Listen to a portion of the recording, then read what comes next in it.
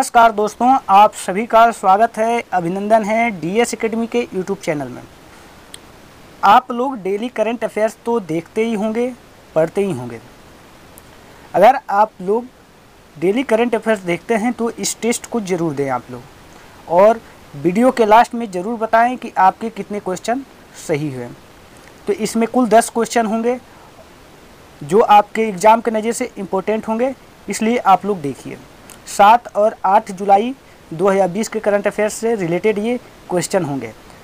और अगर आप विस्तृत में करंट अफेयर्स पढ़ना चाहते हैं तो वो हमारे ही चैनल पे करंट अफेयर्स के प्लेलिस्ट में जाके आप वॉच कर सकते हैं। तो चलिए ज़्यादा देर न करते हुए हम लोग देखते हैं आज का क्वेश्चन। आज का पहला क्वेश्चन है, हाल ही में समाचारों में रहा स्टेबियोसाइड है। आपको बताना है कि हाल ही में समाचारों में रहा स्टेबियोसाइड क्या है। इन 4 ऑप्शनों को देख के सही ऑप्शन का चयन करना है और बताना है कि स्टेबियोसाइड इनमें से क्या है। तो इसका सही जवाब आपको बताना है। तो इसका सही जवाब होगा ऑप्शन नंबर ए। ये हनी यार्बा की पत्तियों में पाया जाने वाला एक ग्लाइकोसाइड है स्टेबियोसाइड। तो दोस्तों, स्टेबियोसाइड हनी यार्बा की पत्तियों में प्राकृतिक रूप से पाया जाने वाला पादप आधारित ग्लाइकोसाइड है। हनी यार्बा का वैज्ञानिक नाम स्टेबिया रेबाउदियाना बेटोर्नी है। हनी यार्बा सैकरोज से लगभग 300 गुना मीठा होता है। इसमें चिकित्सा गुणों के अलावा उच्च स्तर का मीठा यौगिक होता है, जिसमें स्टेबियोल ग्लाइकोसाइड्स के रूप में जाना जाता है। एंटीऑक्सीडेंट, रोगाणुरोधी एवं एंटी फंगल जैसी गुणकारी विशेषताएं भी होती हैं। इसे प्राकृतिक मिठास के रूप में उपयोग किया जाता है तथा इस तत्व में कैलोरी की मौजूदगी भी नहीं होती है। हाल ही में नैनो विज्ञान एवं प्रौद्योगिकी संस्थान के शोधकर्ताओं ने पता लगाया कि जब नैनो कणों पर स्टेबियोसाइड का लेप किया जाता है तो magnetic hyperthermia mediated cancer therapy की क्षमता में वृद्धि हो सकती है। तो इसका विकल्प ए सही होगा। स्टेबियोसाइड जो है एक हनी यार्बा की पत्तियों में पाए जाने वाला ग्लाइकोसाइड है। तो मुझे उम्मीद है कि पहला क्वेश्चन समझ में आया होगा। तो चलिए देखते हैं दूसरा क्वेश्चन। तो दोस्तों, दूसरा क्वेश्चन है कि जो जारदोजी के संदर्भ में निम्नलिखित कथनों पर विचार कीजिए।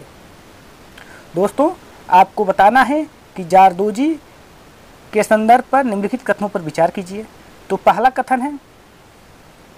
कथन है जारदोजी एक प्रकार की कढ़ाई कला है जिसमें कपड़ों पर जटिल पैटर्न बनाने के लिए धातु मतलब सोने एवं चांदी के धागों से बुनाई की जाती है। दूसरा कथन है 17वीं शताब्दी में इस कला को मुगल सम्राट अकबर ने संरक्षण दिया था। तीसरा है भारत के अलावा यह कढ़ाई कला ईरान, पाकिस्तान एवं बांग्लादेश में भी प्रसिद्ध है। उपयुक्त कथनों में से कौन सा कथन सही है आपको बताना है। तो केवल 1 और 2 सही है, या केवल 2 और 3 सही है, या केवल 1 और 3 सही है। इसका सही जवाब आपको बताना है। तो इसका सही जवाब होगा ऑप्शन नंबर डी।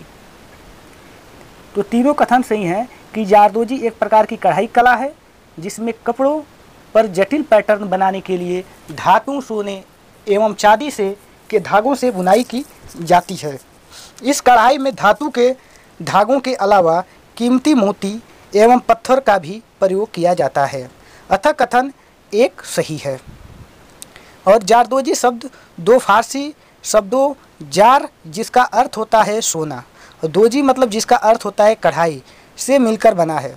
17वीं शताब्दी में मुगल सम्राट अकबर के संरक्षण में फारसी जारदोजी कढ़ाई को अधिक मान्यता मिली। औरंगजेब के शासन के तहत इसको मिलने वाला शाही संरक्षण बंद हो गया, जिसके कारण इस कला का पतन हो गया। अतः कथन 2 भी सही है। और तीसरा है भारत में जारदोजी कढ़ाई का काम मुख्य रूप से लखनऊ, भोपाल, हैदराबाद, दिल्ली, आगरा, कश्मीर, मुंबई, अजमेर एवं चेन्नई में होता है। भारत के अलावा जारदोजी कढ़ाई Iran Azerbaijan, Iraq, Kuwait, Syria, तुर्की, मध्य एशिया, पाकिस्तान एवं बांग्लादेश में भी प्रसिद्ध है। अतः कथन 3 भी सही है। तो अगला प्रश्न देखते हैं। अगर दोस्तों आपको क्वेश्चन में कोई डाउट है तो आप पूछ सकते हैं। तो चलिए देखते हैं तीसरा प्रश्न। केंद्रीय प्रत्यक्ष कर बोर्ड के संदर्भ में निम्नलिखित कथनों पर विचार कीजिए। तो पहला कथन है, यह केंद्रीय राजस्व बोर्ड अधिनियम 1963 के तहत गठित एक सांविधिक निकाय है। और दूसरा कथन है, केंद्रीय वस्तु एवं सेवा कर संग्रह के मामले में इसके प्रत्यक्ष नियंत्रण में आते हैं। तो इन दोनों कथनों में से आपको बताना है कौन सा कथन सही है। दोस्तों इसका सही जवाब होगा ऑप्शन नंबर ए, केंद्रीय प्रत्यक्ष कर बोर्ड CBDT केंद्रीय राजस्व बोर्ड अधिनियम 1963 के तहत गठित एक सांविधिक निकाय है। और CBDT प्रत्यक्ष करों से संबंधित नीतियों एवं योजनाओं के संबंध में महत्वपूर्ण इनपुट प्रदान करने के साथ साथ आयकर विभाग की सहायता से प्रत्यक्ष करों से सांविधिक कानूनों को प्रशासित किया जाता है। और केंद्रीय माल और सेवा कर CGST के संग्रह के मामले केंद्रीय अप्रत्यक्ष कर और सीमा शुल्क बोर्ड प्रत्यक्ष नियंत्रण में आते हैं। तो अतः कथन 2 भी सही है। दोनों कथन सही हैं। दोस्तों अगला प्रश्न देखते हैं। तो अगला प्रश्न है, हाल ही में आकाशवाणी द्वारा संस्कृत साप्ताहिकी कार्यक्रम की शुरुआत की गई है। इनमें से उसका क्या नाम है आपको बताना है। हाल ही में आकाशवाणी द्वारा संस्कृत साप्ताहिक कार्यक्रम की शुरुआत की गई है, तो आपको बताना है। तो इसका सही जवाब आपको बताना है। तो इसका सही जवाब होगा ऑप्शन नंबर सी, इसका नाम है संस्कृत का पहला समाचार रेडियो शो। तो दोस्तों भारतीय भाषाओं को प्रोत्साहन देने के उद्देश्य से आकाशवाणी या ऑल इंडिया रेडियो ने हाल ही में संस्कृत में पहले समाचार कार्यक्रम का प्रसारण किया है। आकाशवाणी पर संस्कृत के इस पहले कार्यक्रम का नाम संस्कृत साप्ताहिकी रखा गया है और तकरीबन 20 मिनट का समाचार पत्रिका कार्यक्रम प्रत्येक शनिवार को आकाशवाणी पर सुना जा सकता है। वहीं इस कार्यक्रम का पुनः प्रसारण रविवार को किया जाएगा। इस संबंध में जारी आधिकारिक सूचना के अनुसार कार्यक्रम में सप्ताह भर की प्रमुख गतिविधियों संस्कृत साहित्य, दर्शन, इतिहास, कला और संस्कृति जैसे विषय शामिल होंगे। वहीं इस कार्यक्रम में सूक्ति, प्रसंग, साप्ताहिक संस्कृत, दर्शन, ज्ञान विज्ञान, बाल वल्लरी और एक भारत श्रेष्ठ भारत जैसे कई खंड भी शामिल होंगे। तो दोस्तों अगला प्रश्न देखते हैं। तो अगला प्रश्न है, हाल ही में समाचारों में रहा धन्वंतरी रथ निम्नलिखित में से किस विषय से संबंधित है। दोस्तों आपको बताना है हाल ही में समाचारों में रहा धन्वंतरी रथ निम्नलिखित में से किस विषय से संबंधित है। दोस्तों आपको बताना है इन 4 ऑप्शनों में से कि कौन सा ऑप्शन सही है जो धन्वंतरी रथ किस विषय से संबंधित है। दोस्तों इसका सही जवाब होगा ऑप्शन नंबर बी, आम लोगों की चिकित्सा सुविधा उपलब्ध कराने से संबंधित है धन्वंतरी रथ। दोस्तों अहमदाबाद नगर निगम AMC ने कोरोना वायरस कोविड-19 महामारी के प्रकोप का सामना कर रहे हैं। अहमदाबाद के संक्रमण पर काबू पाने के लिए धन्वंतरी रथ की शुरुआत की गई है। दोस्तों यहाँ से क्वेश्चन बनेगा कि धन्वंतरी रथ कहाँ पे शुरू की गई है। तो अहमदाबाद में शुरू की गई है। तो दोस्तों धन्वंतरी रथ एक प्रकार का एम्बुलेंस है जिसमें एक डॉक्टर, पैरामेडिकल, फार्मा स्टाफ तथा आवश्यक दवाएं आदि उपलब्ध रहेंगी। दोस्तों धन्वंतरी रथ की शुरुआत मुख्य रूप से सामान्य बुखार, सर्दी, खांसी के चलते अस्पताल पहुंचने वाले लोगों के लिए की है। ये रथ अहमदाबाद के विभिन्न क्षेत्रों में घूम घूम कर सामान्य बीमारी से प्रभावित लोगों का उपचार कर रहे हैं। दोस्तों आप लोगों को कैसी लग रही है ये जानकारी आप ज़रूर कमेंट से बताएं और आप अपना आंसर ज़रूर बताएं, अपना फीडबैक ज़रूर दें कि आप कितने क्वेश्चन सही कर पाए हैं। तो चलिए अगला क्वेश्चन देखते हैं। तो अगला प्रश्न है कि एग्री न्यूट्री स्मार्ट विलेज के संदर्भ में निम्नलिखित कथनों पर विचार कीजिए। एग्री न्यूट्री स्मार्ट विलेज के संदर्भ में निम्नलिखित कथनों पर विचार कीजिए। तो पहला कथन है, यह कृषि एवं पोषण को एकीकृत कर कुपोषण की समस्या को दूर करने के लिए एक रूपरेखा है। और दूसरा है, ICAR के तहत चल रही अनुसंधान परियोजना पोषण सुरक्षा एवं लैंगिक सशक्तिकरण को बढ़ावा देने का एक हिस्सा है। तो इनमें से आपको बताना है कि उपयुक्त कथनों में से कौन सा कथन सही है। इन दोनों ऑप्शन में बताइए कि एग्री न्यूट्री स्मार्ट विलेज के संदर्भ में क्या सही है इन दोनों कथनों में से। तो इसका सही जवाब होगा ऑप्शन नंबर सी, 1 और 2 दोनों सही हैं कथन। Agri nutri smart village model कृषि एवं पोषण को एकीकृत कर कुपोषण की समस्या को दूर करने के लिए एक रूपरेखा है। कथन 1 सही है।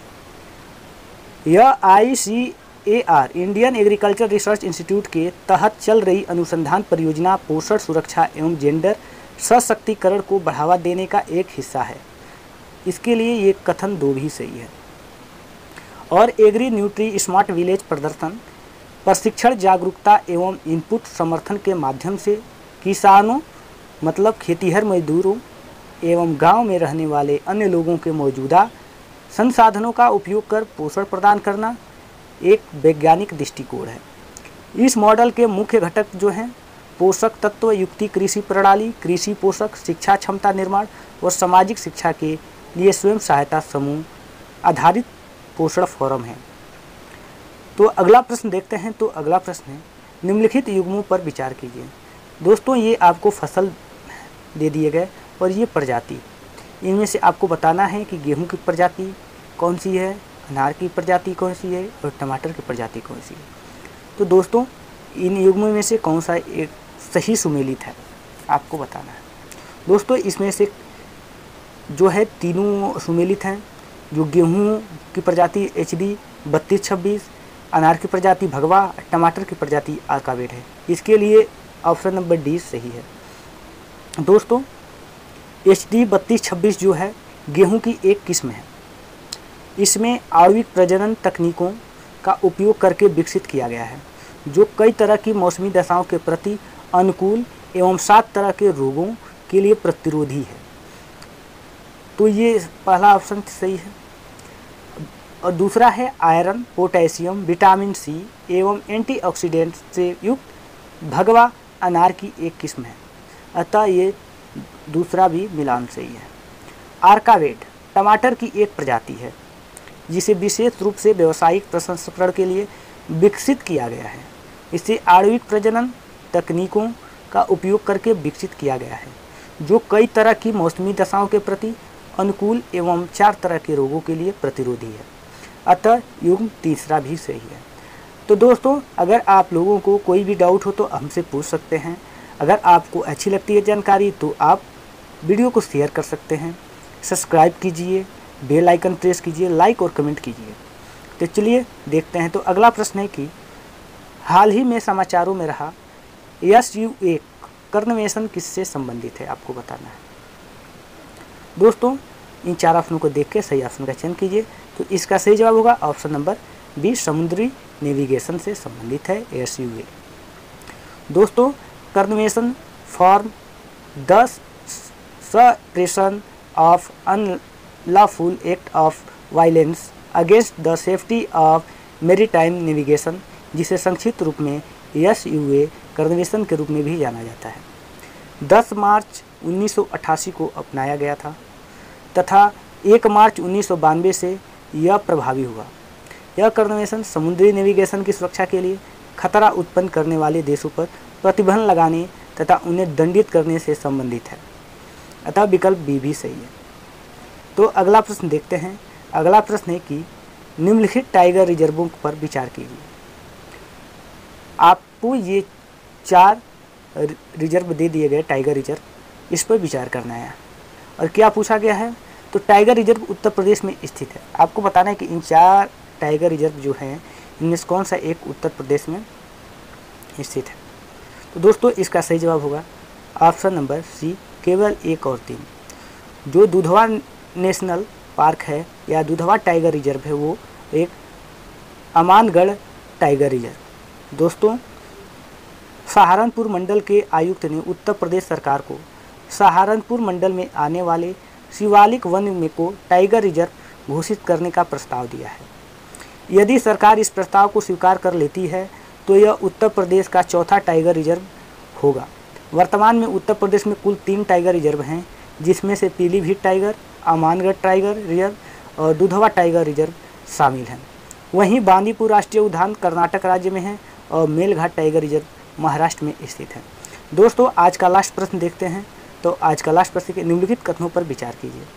तो पहला कथन है, जूनाटिक रोग जानवरों के माध्यम से मनुष्यों में संचारित होते हैं। दूसरा कथन है, विश्व स्तर पर मनुष्यों में 60% ज्ञात जूनाटिक रोग हैं। और तीसरा कथन है, 6 जुलाई को विश्व जूनोस दिवस के रूप में मनाया जाता है। तो इन कथनों में से कौन सा सही है? तो इसका सही जवाब होगा ऑप्शन नंबर डी, 1, 2 और 3 तीनों सही हैं। दोस्तों ऐसे रोग जो पशुओं के माध्यम से मनुष्यों में फैलते हैं उन्हें जूनोसिस एवं जूनोटिक रोग कहा जाता है। अतः कथन 1 सही है। जूनोटिक संक्रमण प्रकृति या मनुष्यों में जानवरों के अलावा बैक्टीरिया, वायरस या परजीवी के माध्यम से भी फैलता है। HIV, AIDS, Ebola, malaria, rabies तथा वर्तमान कोरोना वायरस रोग जूनोटिक संक्रमण के कारण फैलने वाले रोग हैं। हाल ही में संयुक्त राष्ट्र पर्यावरण कार्यक्रम तथा अंतर्राष्ट्रीय पशुधन अनुसंधान ने कोविड-19 महामारी के संदर्भ में preventing the next pandemic zoonotic disease and how to break the chain of transmission नामक रिपोर्ट प्रकाशित की है। रिपोर्ट के अनुसार विश्व में निम्न माध्यम आय वाले देशों में प्रत्येक वर्ष 10 लाख लोगों की मृत्यु जूनोटिक रोगों के कारण होती है। प्रत्येक रिपोर्ट के अनुसार मनुष्यों में 60% ज्ञात जूनोटिक रोग हैं तथा 70% जूनोटिक रोग ऐसे हैं जो अभी तक ज्ञात नहीं हैं। अतः कथन 2 सही है। 6 जुलाई को विश्व जूनोसिस दिवस के रूप में मनाया जाता है। अतः कथन 3 सही है। 6 जुलाई 1885 को फ्रांसीसी जीव विज्ञानी लुई पास्चर द्वारा सफलतापूर्वक जूनोटिक बीमारी रेबीज के खिलाफ पहला टीका विकसित किया गया था। तो दोस्तों आप लोगों को ये जानकारी कैसी लगी आप ज़रूर कमेंट के माध्यम से बताएं। तब तक के लिए बाय, फिर मिलते हैं अगली वीडियो में। धन्यवाद।